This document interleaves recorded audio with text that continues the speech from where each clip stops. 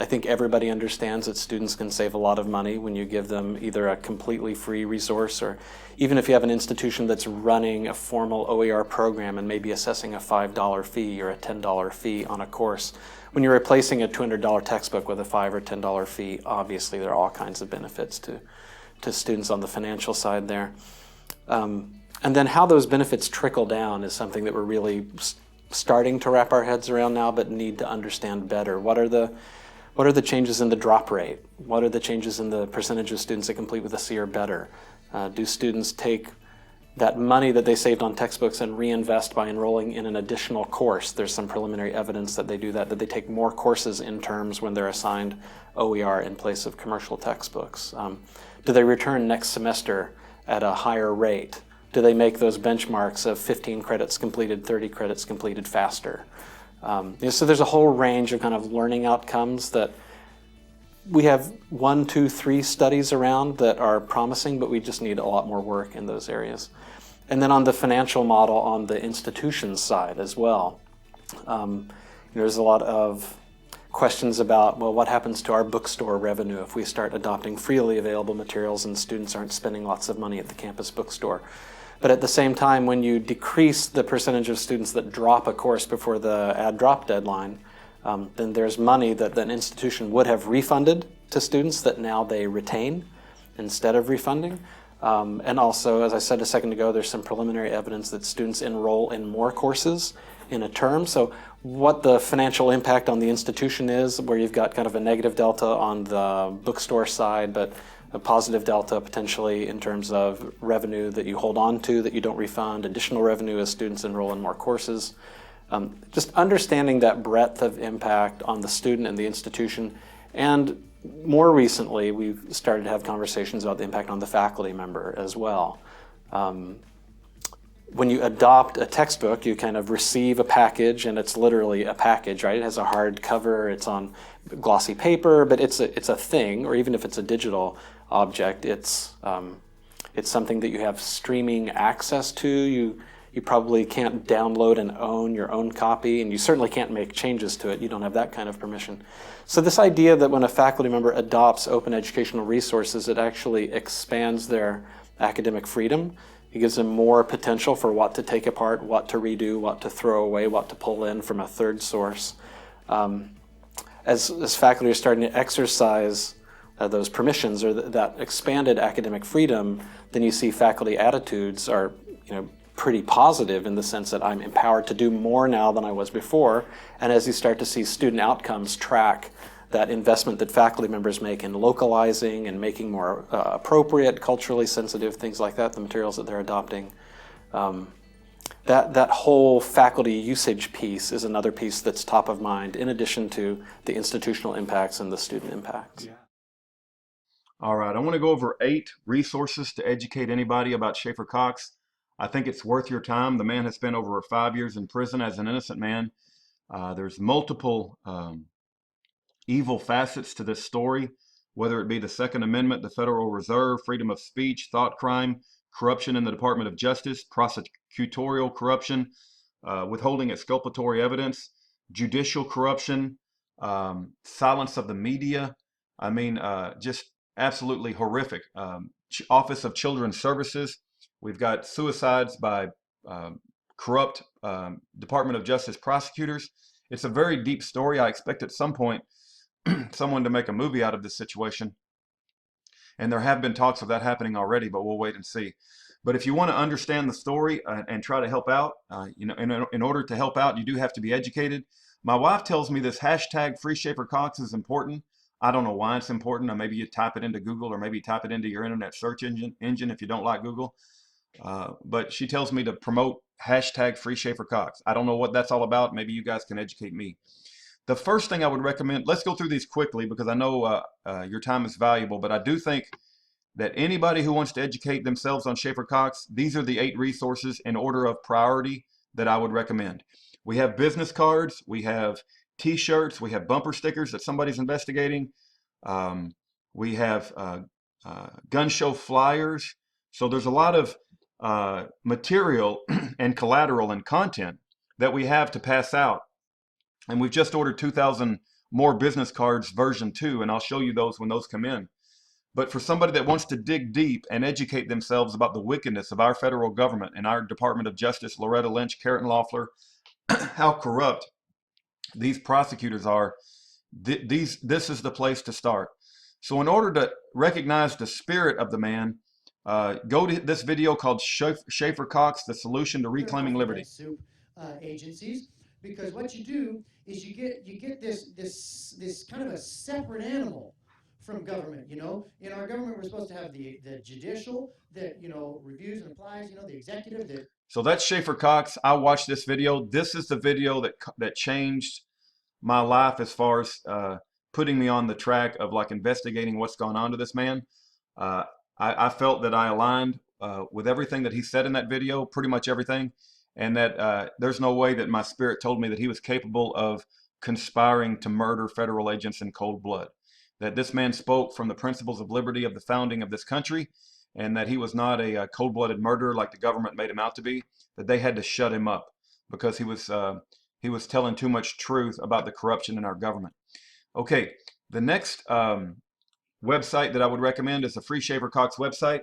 It has court transcripts. I think there's a problem with the donate button. I've tried to find it. It used to be up here, but it's not up here anymore. You can mail a check to this address here. If you actually hit the donate button, it doesn't appear to work properly. It says this form is out of date. But in any event, you can mail a check. The person that is running this, God bless her, she's under a lot of, she's got a lot of things going on in her personal life. And keep in mind, we're not the government. We don't have unlimited funds. We don't have unlimited resources. So we praise God for the people that we do have. And the person who put this together, praise God that they had the time to put this together. But you can find the trial transcripts. You can find letters from Schaefer himself from prison. You get links to the U.S. Observer article. So praise God for this website. We are investigating why some people get warning pop-up messages when they visit that website. I think the government is trying to do what's called soft suppression. That's a topic for a whole nother video. Okay, let's go to the third item, which is the federal framing of Schaefer Cox. This is written by an investigative journalist called Ron Lee. The editor of U.S. Observer is a brilliant man called Ed Snook. He's cleared, I think, hundreds, if not thousands, of prisoners that have been falsely incarcerated. And they wrote a blockbuster article on Schaefer Cox, outlines all the players, and outlines exactly how they conspired to put an innocent man in prison. And it gives you Karen Loeffler's number and email address down at the bottom. So I recommend you read that article. That's number 3. Number 4 is a Motion 60B from Dropbox that just came into our possession this week. This is Dropbox. I'll put the link with all of the information that you'll need. But if you click on Motion B, there's a thing called motion60b.pdf. Okay, I recommend you read that. That was written by Schaefer Cox himself. And I think it outlines all of the wicked ways the government came against him, whether it be trying to take away his kids with Office of Children's Services, trying to set him up with violent Hells Angels wannabes who ran drugs for Hells Angels, or whether it be by government informant scumbags like Bill Fulton. We also have Aaron Bennett that also tried to plant evidence on Schaefer Cox and frame him and threaten him with violence. So we've got Motion 60B. Highly recommend you read Motion 60B. I put it as number 4. Okay, the number 5 is a document. It's called the 66-page timeline.